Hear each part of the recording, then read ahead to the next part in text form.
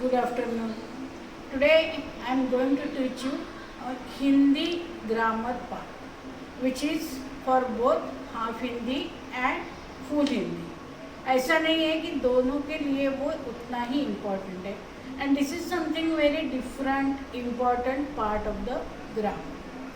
The name of the part is कारक. What do you mean by कारक? You can say case, CASE. कारक का मतलब क्या होता है? सफिक्स या विभक्ति चिन्ह. कोई भी संज्ञा या सर्वनाम we cannot use in the sentence as in the original form. We have to add some suffixes. That is called as कारक. जैसे मैंने पेड़ से आम उतारे. मैंने मैं की जगह ने पे आ गया. पेड़ से, फ्रॉम द पेड़. तो ये जो होता है ये उसको कारक बोलते हैं. या बिल्ली मेज के ऊपर बैठी. मेज के ऊपर, तो उसे कारक करना. अभी कारक के डिफरेंट टाइप्स है. फ्रॉम द फर्स्ट, प्रथमा, द्वितीया, तृतीया, चतुर्थी, पंचमी, षष्ठी, सप्तमी और अष्टमी या संबोधन.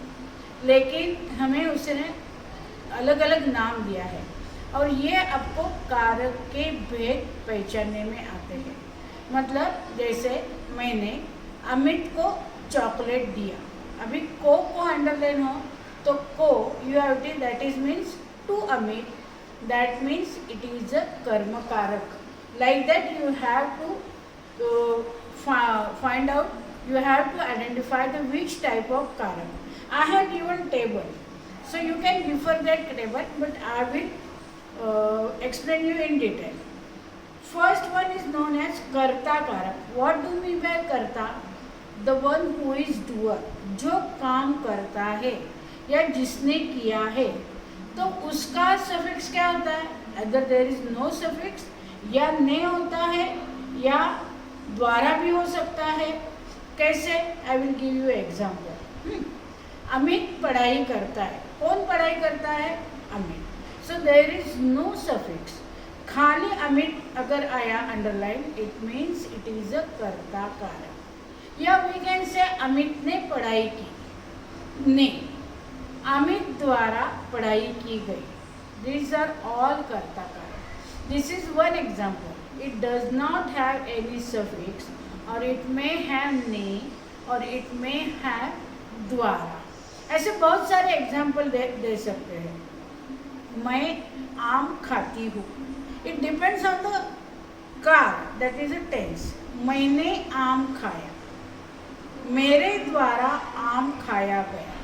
It is in passive tense. It does not make any difference what is the tense or what is that. You just have to identify which type of karak it is. It is a karta karak. Karta means doer.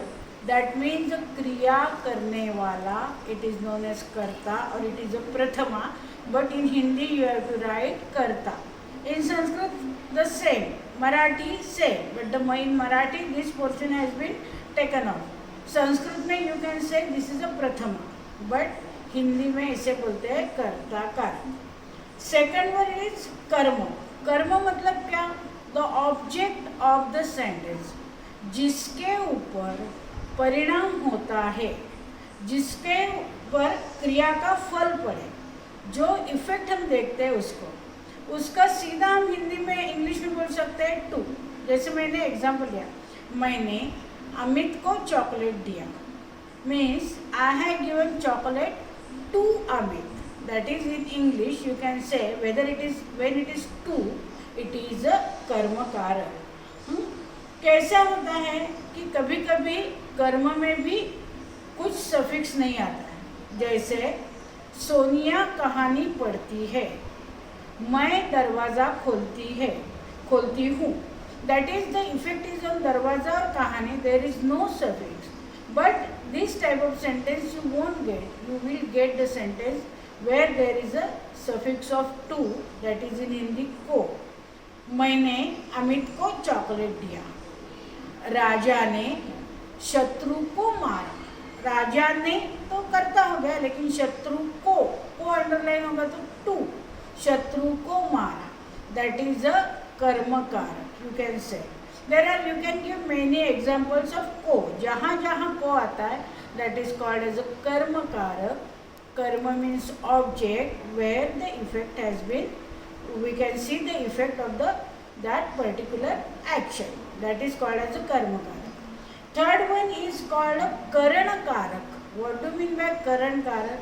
That means it is a with, and in Hindi the suffix is से या के द्वारा भी हो सकता है, यानी it is कुछ काम करने का साधन, क्रिया करने का साधन, that is by which we can do it. मैंने हाथ से वंदन किया, हाथ से with the help of hands.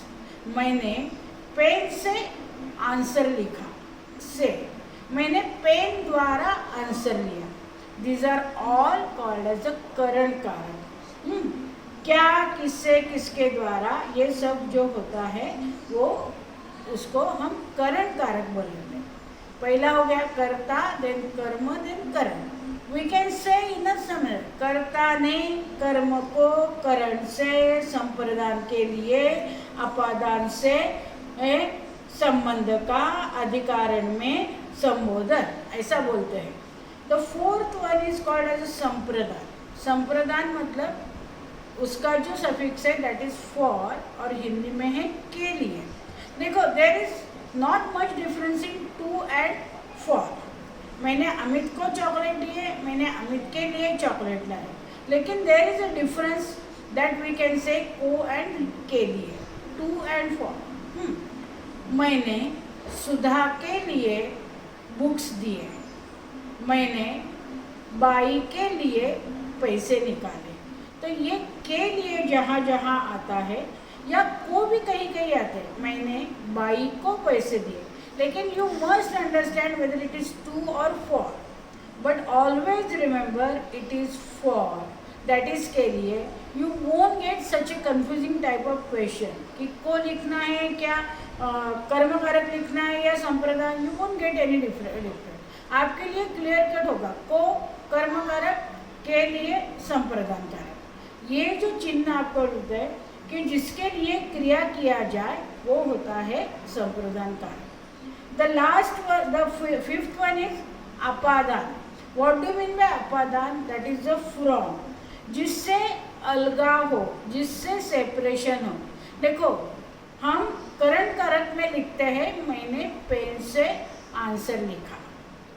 See this से एंड अपादान का से, इसमें क्या फर्क है? अपादान का जो से होता है इट इज अ सेपरेशन. मैंने बंदूक से गोली मारी, बंदूक और गोली का सेपरेशन हो गया. मैंने बैग से किताब निकाली, बैग और किताब का सेपरेशन हो गया. मैं घर से बाहर निकला, घर का और मेरा संबंध टूट गया. तो जहाँ जहाँ ये सेपरेशन है वो से होता है, वो अपादान होता है. लेकिन जहाँ विथ होता है वो आपको करण कारक. ये you have to find out whether it is with और from. You can easily find out in terms of English. So you will not able to confuse, you will not confuse. This is a very clear cut. The sixth one is a संबंध. संबंध is what? कि अन्य पदों से संबंध दिखाने वाला, which shows relation. That is का, के, की. अमित का चाचा घर में आया, अमित का चाचा. सुधा की बहन 9वीं कक्षा में पढ़ती है, की. बच्चों के बुक्स मैंने रख दिए, बच्चों के. का, की, के मतलब ये जो है दूसरा पद जो होता है वाक्य में उससे संबंध दिखाता है, बिलोंगिंग्स दिखाता है, रिलेशन दिखाता है, उसको बोलते हैं हम संबंध कारक. बाकी जो उसमें होता है थोड़ा डिफिकल्ट, वो आपको आता नहीं. आपको का, की, के. Other examples are given but only you think for का, की एंड के. द सेवंथ वन इज अधिकरण. व्हाट डू मीन बाय अधिकरण? इट इज अ क्रिया का आधार, और simply we can say the place of the क्रिया. प्लेस जहाँ होती है, जैसे मैं कक्षा में आई, कक्षा में, इन में। तोता पेड़ पर बैठा, पर, on. In and on are the suffixes for the अधिकरण कारक. किसमें या किस पर? फूलदानी में फूल रखे, मेज पर खाना रखा है, ये सब होता है अधिकरण. Very easy to identify. And the last one is संबोधन.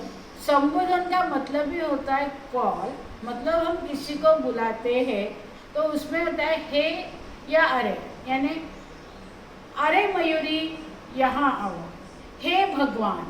ये क्या हो गया? हे, अरे.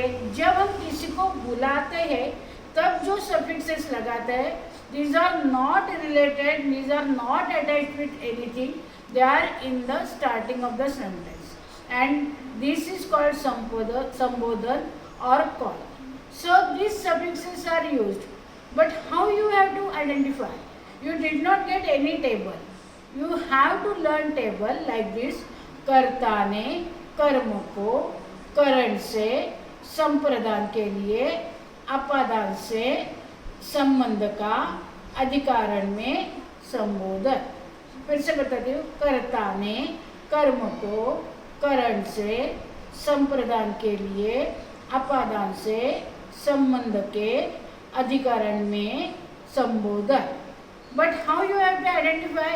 You have to just identify the sentences and then you will write कि क्या उसका कारक भेद है. कारक भेद लिखो, ऐसे आपको सेंटेंस आता है.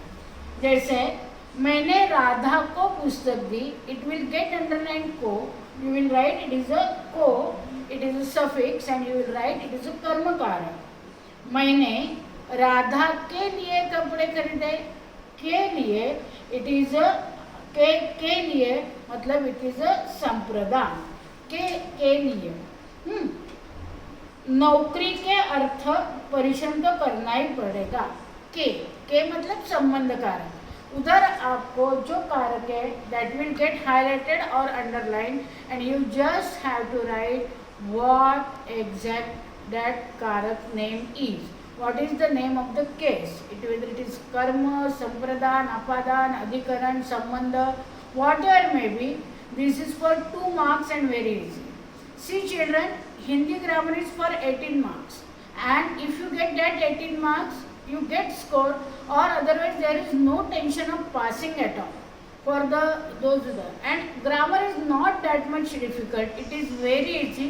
Just you get understand first, and then you will get everything. So this was all about karam. We will give different types of examples in the class. Thank you.